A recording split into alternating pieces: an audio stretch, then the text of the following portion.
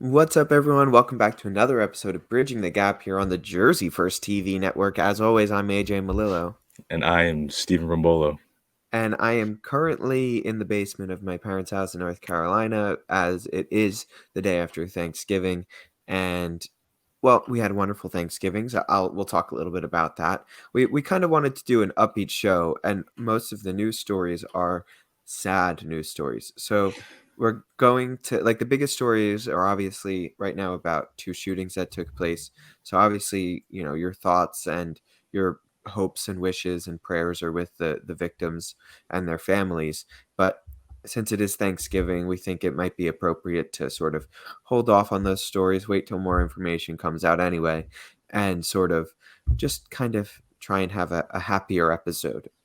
So it's going to be shorter, but hopefully a happy episode nonetheless. And let's start with saying, Steve, what did you do for Thanksgiving? How was your day? I mean, listen, first of all, I just want to double down and express that same sentiment. With everything that happened this past week, tragic every time it happens, but even more tragic that it comes, when it does, a time that should be happy and, spent with family, joyous. There's communities and families across this country that were robbed of those experiences. So I think, in a way, sort of finding light in this moment kind of it gives you a reason to be even more thankful for what you have and the blessings that are life, family, and friends. So I just wanted to put that piece out there. But in terms of my Thanksgiving, it was great. It was everything that I could ask for. We did have some wonderful neighbors next door, Mike and Barbara, who welcomed us into their home with their family, who is, I think they had 26 people over before the two of them, plus me and my family, which is another four. And my sister had the opportunity to bring her boyfriend along, which I'm sure was a great time for him. um, no, it was awesome. Listen, we had dad made a big old prime rib as he does every year. Came out perfect. That rare to medium rare. As it is Uh, every year. Exactly. We had ham, turkey. There's somebody, I don't know who, I never got to the bottom of it, made these absolutely delicious mashed sweet potatoes with pecans. I love a good sweet potato, a mashed sweet potato. Incredible. I'm a huge sweet potato fan. Me too. Me too. Bodybuilding healthy also. Um no, so that was great. We did just a nice Thanksgiving. We had the game going. There was some new toddlers. We found out there's going to be a new baby coming into the family soon over on their end, so that was exciting. So it's just great news. A lot of people we haven't seen since COVID. It was the first time that their families all been together since COVID. So that was really special. We had a lot of catching up to do. And I would be remiss if I did not mention the fact that yesterday was, my nearest and dearest friend, Nick Parisic's birthday. He turned 24. And this is a dude that I think him and I met in like our sophomore year of high school. So we're pushing like eight eight years of friendship, and it's a tradition where every year he comes over for Thanksgiving dinner at, well, dessert, after dinner for dessert. And again, it just so happens that every few years his birthday will land on Thanksgiving, and this is one of those wonderful years. So not only did I get to spend Thanksgiving with my best friend, but I got to spend his birthday with him, and all these people, room full of love, big family. And I gotta say, my favorite part of the tradition, because again, his birthday either lands like the day before, the day after, the day of Thanksgiving. We always make it a point, whether we're doing it at my house or at the neighbor's house, that whenever Nick gets there, we sing happy birthday. And then whenever somebody new enters the house or enters the room, or at this point it's a running joke where it'll just be like, "Oh, did you hear it was Nick's birthday?" And then we all sing again. So yesterday, Nick had about 27 people serenading him. I think we got it up to 9 times within 2 hours. And it was just hysterical because the room would burst and people are like laughing while they're trying to sing because Nick is in the corner, like, Yeah, if you don't know Nick, he does not want to be the center of attention at all, does ever. not, does not. And we did a really good job at making sure Thanksgiving was about us singing happy birthday to him. And I don't know why he subjects himself to it. He knows it happens every year. I think part of him really Loves it. likes it. No, he loves it every year, That's I'm what I sure. mean. Yeah. That's what I mean. So that was really special. And yeah, just being with friends, being with family, having those opportunities to, talk with the people that I haven't seen in such a long time. And then on top of that, I mean, the only bad thing about it was that the Cowboys beat the Giants. Not a big fan True. of that one. That's a Giants household next door. So put a damper on the evening, to say the least.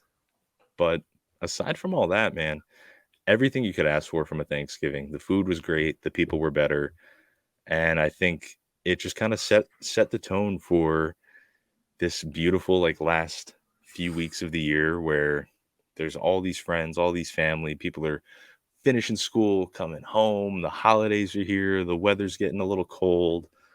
I really feel it in full swing this year. Some years you could tell like the season's like, people are in the mood for this. This year I feel like it's going to be a wonderful like Thanksgiving to Christmas. I was already saw some lights up around the neighborhood. People are going crazy in it over the bridge in Tom's River with the lights already. So that to me is always a good signal that it's going to be a fun, jolly year. So it, like I said, everything you could ever want from like a nice Jersey Shore Christmas, Thanksgiving, start of the season. That's what it is to me. It's like the kickoff. It was awesome though.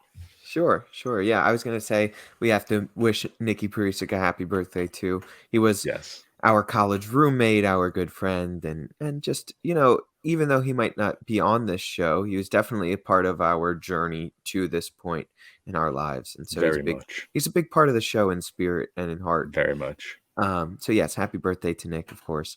And and yeah, I would agree with you. I think that this year for me, we had our Thanksgiving in North Carolina, but it was a small affair, just me, my parents, and my grandmothers. So that was a lot of fun, good food, a lot of good food, even though there wasn't a lot of people. We FaceTimed and video chatted with both of my other brothers who were celebrating Thanksgiving together in New Jersey as well, but at my soon-to-be sister-in-law's parents' house. So they were there, and so that was nice. Saw the babies, saw my brothers, and everything. So that was very good. And yeah, just kind of a nice, relaxed Thanksgiving. Played a little trivia game, Ooh, watched some football. Couldn't ask for anything more. Literally the only thing I could have asked for more was for the Detroit Lions to somehow sneak a win against Buffalo, but they didn't. Um, personally, in my fantasy football this week, I have 3 leagues, 3 teams, and every single team I was playing had Daniel Jones as the quarterback on the other team. So I was rooting pretty heavy against Daniel Jones. listen, on that matter, because you and I are playing each other this week. That's right. Justin Fields might not play on Sunday, and I was not going to make a Sunday game time decision on who I wanted as my quarterback, so I had to roll very begrudgingly with Daniel Jones, and he didn't let me down. 15 points. He I did can live okay, there. but like I I can can live there. also I can also live with the like 15 points from the other team's quarterback. Like Yeah, yeah, like I was like, you know what? I was hoping he would throw like one interception, but he didn't. But still, like 15 points is something I can stomach and be like, okay, he didn't go crazy, yeah. so I feel, and I plus, was pretty happy. I feel like for you, it might work out because who knows? Justin Fields could play on Sunday, and that guy's been putting above 20 the past like Yeah, four but he's games. against the top defense in football That's this fair. week. He's That's against the fair. elite New York Jets defense, so I don't even want Yeah. to hear it. The elite benching our quarterback, Okay, all right. New Look, York this is not a Jets. sports talk show, but their defense is a championship caliber defense. I didn't say anything about their quarterback or their offense. Now, Oh, that's that fun. being, Hey, Stephen AJ bridge the gap on sports. um, but yeah, no. Overall, just a great Thanksgiving. A lot to be thankful for this year. It was pretty nice. Every year we go around and we say what we're thankful for. This year we have a little bit more to be thankful for, not just new family members, but there were some health scares in the family, and luckily everybody was still there to celebrate, and so that was really nice. Just putting things in perspective that at the end of the day, you're still here and and that's enough. That's all you need. Yep. So yeah, it was definitely a good year. So my favorite things: candy yams, my favorite Ooh. food on Thanksgiving. Ooh. Marshmallows, cinnamon, candy yams. And my nanny was up from Florida, and she made a homemade apple cobbler because she Ooh, said, "I'll make you any dessert you want this year." I mean, I'm the only kid around, so I got all the you spoils. got special treatment. And I said I could go for an apple cobbler, and man, oh man, was it good? Was it good? And then grandma from New York was also down. I drove down with her, and she made this like, uh, sorry if you hear the cars outside. She made this um, pudding pie that there's a bit of a mess up with, so we had to save it. We made it a chocolate pudding pie. It was still delicious either way, and it was made with love, and that's all that matters. That is all that matters. Yeah. So it was a good one. It was a good Thanksgiving overall. Overall. And I'm I hope happy. that the viewers had a wonderful Thanksgiving with their friends and family, and they got to just remind yourself, even if you didn't have, maybe your family fought, maybe your family's not that close or friends or whatever, but just remember, like, there's still a lot to be thankful for in this Yeah, world. At the end of the day, you're breathing, man, and that's about all you can ask for. So yeah. I think moments like Thanksgiving, like you said, are a great reminder. Like you get caught up in so much of life. Before this, our podcast episodes, we'd start and it's like, all right, I got to do bodybuilding. I'm applying to law schools. You're in law school. Your parents are moving, right? Like we're caught up in the rat race, so to say. And then you get this moment, these opportunities to be in a place that means a lot, a new place, an old place, whatever it may be, with people who mean a lot to you. And you just kind of sit back and you're like, the food could be awful. It could be raining. It could be cold. It doesn't matter. We're here. And once you find that internal gratitude for that precious moment of just being present, that to me is the spirit of Thanksgiving and what kicks off, I think, probably, not to be cliche, the most beautiful time of the year. Yeah, I was gonna say some call it the most wonderful time of the year. That's what Yeah. some say. Look, I don't Some, know. I don't know. That's what I've been hearing. That's what I've been hearing some. You on the almost did a radio. Donald Trump impression there. You were so close. I It was looked like you close. were fighting it. I was a little bit, a It little looked like I saw those hands go up and I was like, he's gonna do it. bit. But yeah, no, you're absolutely right. You're absolutely right. And we've been lucky enough. I've had Thanksgiving in a whole bunch of different places, because we sometimes we go away for Thanksgiving, like the whole family meets somewhere. So this is actually technically not my first Thanksgiving in North Carolina. It's my second because Oh, oh, no, wait. I lied. I lied. It was Tennessee we did a fake Thanksgiving in. news. Fake news. I'm a liar. You got me here. We did it in Tennessee. We did another vacation in North Carolina. I don't know. We've done a lot of things, a lot of places, luckily. And so it's fun. We've had Thanksgivings in Florida, New York, New Jersey, North Carolina, Tennessee, just all over the place. And at the end of the day, it's not where you are. It's not, the four walls that are around you. It's the people that are around you that makes those holidays so special. Couldn't agree more. The traveling Malillos. I like it. That's right. That's what we do. That's what we do. So Now, go Stephen ahead. has Yeah. one story that we're going to talk a little bit about. So I don't know what it is. He said, "I'm going to keep you in the dark." I said, Yes. "Okay."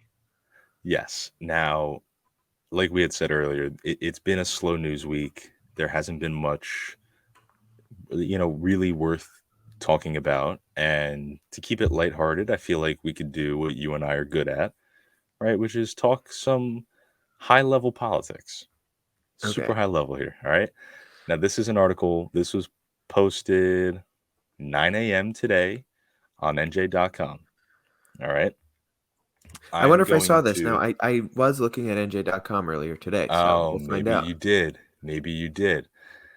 Because I know this is a guy that you and I are both a fan of, who it seems like is already kind of posturing himself for, I'll throw a feeler out there on you, another run at the White House. Sure, sure. I And didn't see he's the story, but I know what you're talking about.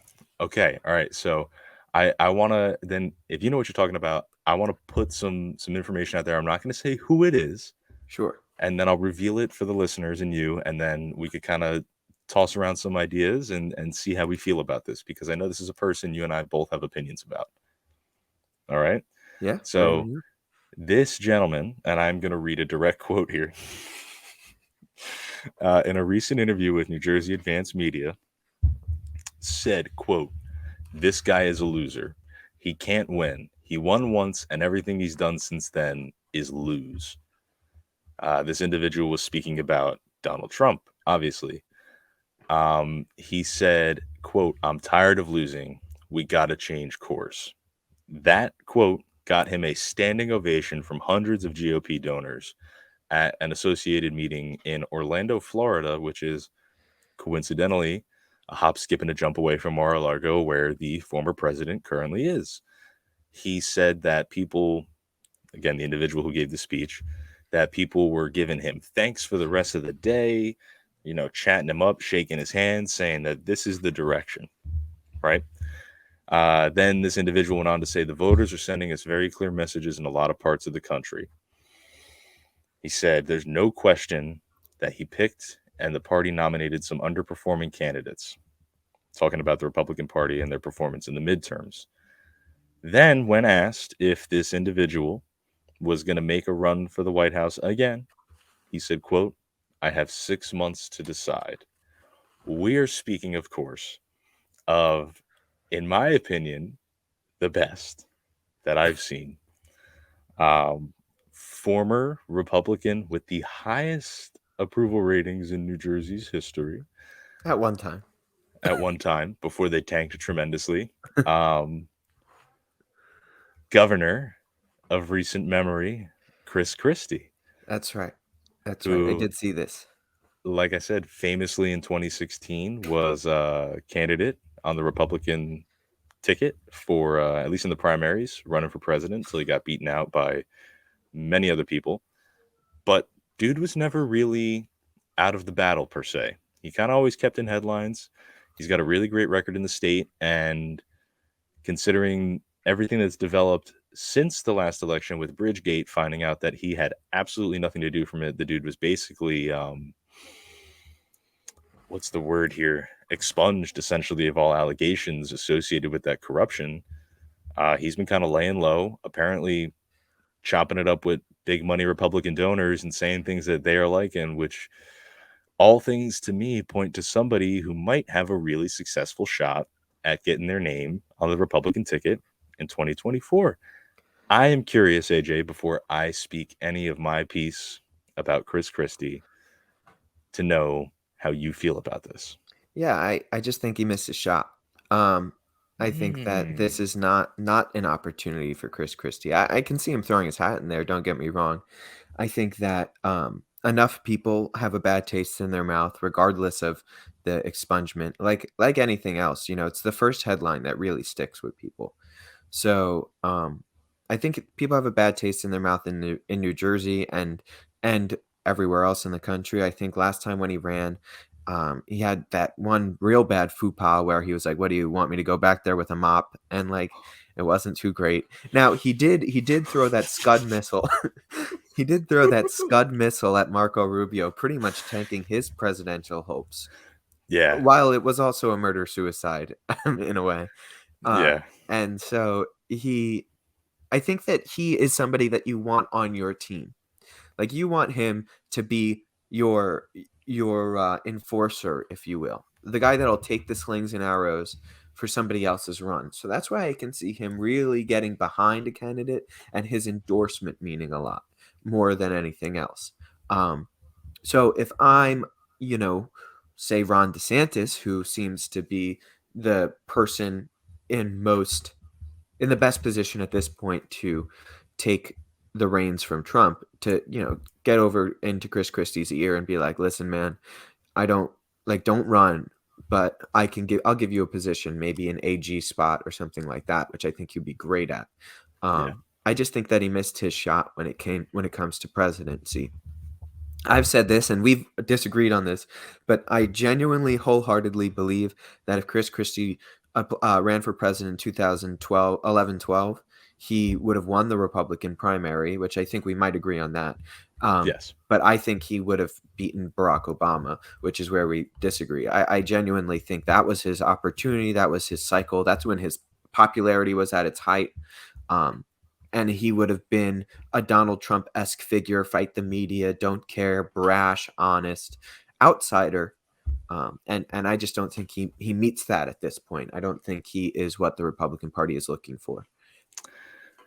You see, I think to your point, what you just said, I say famously because I think it's a funny thing to say, but in response to your your hypothesis about the 2012 election, I've said it so many times. I'll say it again. I don't think that Jesus Christ could have came down from the sky and beat Barack Obama in that election. I'm sorry, um, but I think Chris Christie is such an interesting figure in politics, right? And you and I can offer obviously a bit of a different experience on him because we lived under his governorship. Uh, I as would a say our child, formative years were under his governorship. yeah, Yeah. and a lot of what I know and understand about, in my opinion, what a good governor is, what a good governor does, is based on the model that Chris Christie set. He was the governor that was here when we were, destroyed by Sandy, and I really am a fan of the way that he handled that. In Seaside with the boardwalk fire, I met him, had a conversation with the dude, and like again, phenomenal man. I wrote to him in high school as part of a project, and he wrote back. Like this is a guy that I've had nothing but great experiences with, regardless of his party identification and how that might, differ from mine. That's something that as a mature adult, you learn to put aside. I think in 2016, he was second to Donald Trump when it comes to terms of like the electricity of a candidate, right? Like somebody that you turn on the debate and you're like, I want to see what this guy's going to say tonight. Like, what does he have up his sleeves? That's fair. Um, Because he was real. and Like he wasn't a rehearsed politician. well, Both him and and that's the Trump. thing. That is the thing. And maybe again, it's a Jersey bias, but there's something about this tough, like take no BS from anybody guy who's sitting here and he's like, I'm going to tell you what I'm going to do. I'm going to tell you how I'm going to do it. And you're either with me or against me. And if you're against me, I'm going to work to meet in the middle. If you want to meet, that's fine. If not, that's on you. And I think the way that he's talking about Trump, this whole he's loser, he's put up losing candidates, the party itself is misaligned. Chris Christie wasn't the bottom of the polling in 2016. You know what I mean? He did have a respectable, albeit there was a lot of people, so respectable is a relative term, but a respectable amount of support. And if he can posture himself now, I agree with you. I don't think that he has presidential potential. I think that that moment has passed. Could I see Chris Christie being a star running mate for Ron DeSantis? A DeSantis Christie ticket? Well, I yeah. don't know. I don't know who beats that, sincerely, because those are two gentlemen who, I mean, again, just kind of govern the same way. They have that same attitude. They're these big personalities. They're smart. They're tough. They're loud. They're not afraid to say what they want to say. And I think that is a lot of the things that people, on its face appreciate about Donald Trump, except his message and what he stands for is very clearly not popular anymore. Well, I wouldn't say it's his message or what he stands for that's the thing that's not popular. It's him. It's his personality. Well, It's his it's all of the flaws that come along with a Donald Trump that a DeSantis and Christie just simply don't have. yeah, I don't know. I read that headline and I got a little bit excited. I really like seeing his name. I think that he is a dude. His record as an attorney general in the state of New Jersey before he was governor is phenomenal. The dude was investigating some incredible cases. And I thought it was so weird when he was buddy buddy with Trump because Chris Christie's the guy that put Jared Kushner's dad in jail. Right. Like, you know what I mean? And now Well, he you're was hanging just out with trying to his do. father in Well, law. he thought that he was getting the attorney general spot under Trump. I think that's truly. He was probably I promised it agree. too. I think Trump was I would like, "Hey, agree. jump out of this race. You're taking a little bit of my thunder, and I'll give you a position that you might want." And I'm pretty sure he Well, was a pretty big part of his of the transition team too. And then he he wound up was. getting kind of He jerked got shafted. around. Yeah, he got shafted. Yeah. That being said, I just want to say the reason I just don't see DeSantis Christie on the same ticket. I think they're too similar in a way. I feel like when you're trying to form the perfect ticket, you need sort of opposite ends of the Yeah. spectrum on either Yeah. side, right? So it's like I can see him being a great VP if Nikki Haley wins the nomination. And Haley is a firebrand in and of itself, but she's a little bit more boring, I think might be the best way to say it. And I like her a lot, Well, but a little bit more boring, soft-spoken. she She's also not gonna doesn't take have that household name appeal. right, Chris Christie does, and I think that he would be a perfect VP for her because he would be able to fight and take the slings and arrows away from her, sort of divert that. Yeah. Now, when you're talking about somebody like Ron DeSantis, I can see him being an attorney's general because I feel like in my mind, more than even the vice president and the president, I want the attorney general and the president to have the same mentality, the Of same course.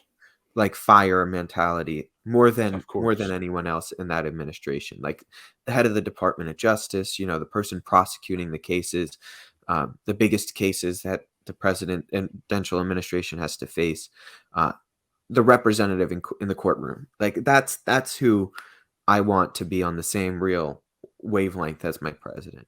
The vice president, I want somebody that's more on the other hand of the if the president's hard, then the softer approach, or vice versa. Yeah. Uh, sort of the I agree with that. balancing figure. You know what?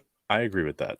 Moral of the story for me is, as a New Jerseyan, I'm excited about this. And as a fan of just fun politics, I'm even more excited about this because Christie is a loose cannon in a great way.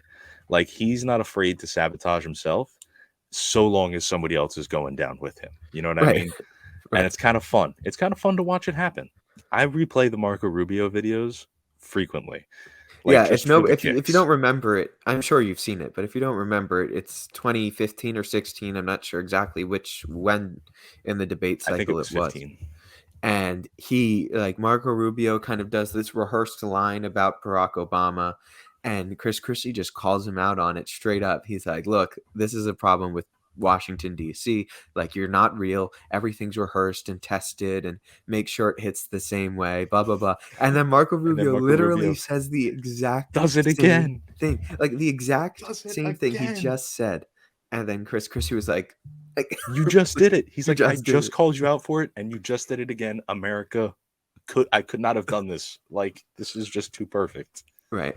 So yeah, no, Ah, it's a great one. I highly recommend watching it because you it's know a what? solid political tact. I can pull it up quick if you if we need to. Let's see. Let's see if you could get it. If not, it's no big deal. But as a way to round out the story, if you get it, I think that's a perfect way to end the episode. We'll just let that ride out and then, say our piece. But I think for me, what I want to say is, maybe we could talk to our new friends, some individuals who just joined the team at Jersey First and the pre-existing network. I think we should try and get Chris Christie on for an interview. I would love to get Chris Christie on for an interview, and I think, got the clip too, by the way. you know what I mean? I think we are, like I said, two fans of his individually and are able to put aside our biases and have a real productive conversation. I think you and I clearly have a lot that we could talk to him about, and who knows? Maybe we could fish an answer out of him. Maybe he'll tell us on Bridging the Gap whether or not he's going to run for president. Well, I think let's that should just be, go back in time real quick. yeah, take us back. Let's make sure you can hear this, Steve. But he simply does Yes, not have sir. the experience to be president of the United States and make these decisions. We've watched it happen, everybody. For the last 7 years, the people of New Hampshire are smart. Do not make the same mistake again. I think the experience is not just what you did, but how it worked out. Under Chris Christie's governorship of New Jersey, they've been downgraded 9 times in their credit rating. This country already has a debt problem. We don't need to add to it by electing someone who has experience at running up and destroying the credit rating of his state. But I would add this: let's dispel with this fiction that Barack Obama doesn't know what he's doing. He knows exactly what he's doing. He is trying to change this country. He wants America to become more like the rest of the world. We don't want to be like the rest of the world. We want to be the United States of America. When I'm elected president, this will become once again the single greatest nation in the history of the world, not the disaster Barack Obama has imposed upon us. You see, everybody, I want the people at home to think about this. That's what Washington, D.C. does. The drive-by shot at the beginning with incorrect and incomplete information, and then the memorized 25-second speech that is exactly what his advisors gave him. See, Marco, the thing is this. When you're president of the United States, when you're a governor of a state, The memorized 30-second speech where you talk about how great America is at the end of it doesn't solve one problem for one person. They expect you to plow the snow. They expect you to get the schools open. And when the worst natural disaster in your state's history hits you, they expect you to rebuild their state, which is what I've done. None of that stuff happens on the floor of the United States Senate. It's a fine job. I'm glad you ran for it, but it does not prepare you for president of the United States. Chris, your state got hit by a massive snowstorm 2 weeks ago. You didn't even want to go back. They had to shame you into going back. And then you stayed there for 36 hours, and then he left and came back to campaign. See, those are the facts. Here's the bottom line. This notion that Barack Obama doesn't know what he's doing is just not there true. It is. He knows exactly there it is, what he's the memorized 25-second speech. Well, that's the reason why this campaign. You know what the shame is, Marco? The shame is that you would actually criticize somebody for showing up to work, plowing the streets, getting the trains run back on time, when you've never been responsible for that in your entire life. Okay. And he didn't want to go back. And it's just perfect. It's literally brilliant debate strategy. Brilliant. I forgot how masterful that was, because Marco Rubio fully had people booing at Chris Christie, and all it took was Chris Christie to quip once, and people were like, "Ah, he got him!" And you know what else I love about it? The subtleties of things, right? He's on the other end of the stage, and all it takes is him to do this. Marco, like that simple lean and turn. Like, I don't care about these cameras that are pointed on my face right now. I'm talking to you, candidate to candidate, man to man. You don't have the chops for this. And that is as real as it gets. And yeah, and listen, it's so funny because Donald Trump is in the middle of the stage, and do you see like, his face when they pan? He's like, oh. Yeah, he's like, hey, oh. Listen, man, if there's one thing I want from a politician, it's to be as real as you can be. You know, nice little caveat. Be real. Asterisk. As real as you can be. And Chris Christie's got it, man. So I'm pretty fired up about this headline. I'm excited to see where it goes. This is a dude that I want to pay attention to. Big fan of his politically, personally, and I'm just excited about it. Yeah, I think it's a super interesting thing. We'll see what happens. But yeah, look, this election cycle 2024 already is shaping up to be one of the most I think the best word is exciting and interesting election ever. I did a little bit of a Joe Biden there. I said the best word and then said two words. Yeah, I think it's going to be great on the Republican side. You're going to see a lot of people posture, but genuinely, I think that there might be. I think if Ron DeSantis jumps in, it's only going to be Trump and DeSantis.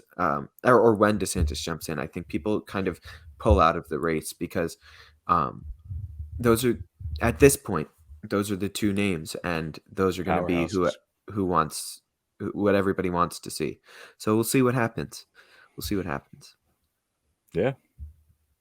And then, if he does wind up rising star again, my thoughts of Chris Christie and former Jets head coach Rex Ryan being sort of dueling stars at the same time in public life might happen. Who knows? Maybe Rex Ryan gets a head coaching job somewhere after this and something crazy happens over there. Because I genuinely think those two men, they're both the same. Connection. There's some sort of connection there. Very interesting, loud, brash Jersey guys.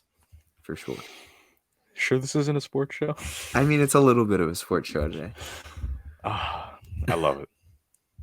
But with that, I think we'll call it today, and we'll talk to you guys next week. I hope you have a wonderful Thanksgiving. I hope you have a great, relaxing weekend, and we will talk to you all in about 7 days' time. My name is AJ Malillo. I am Stephen Rombolo. Have a good one, everybody.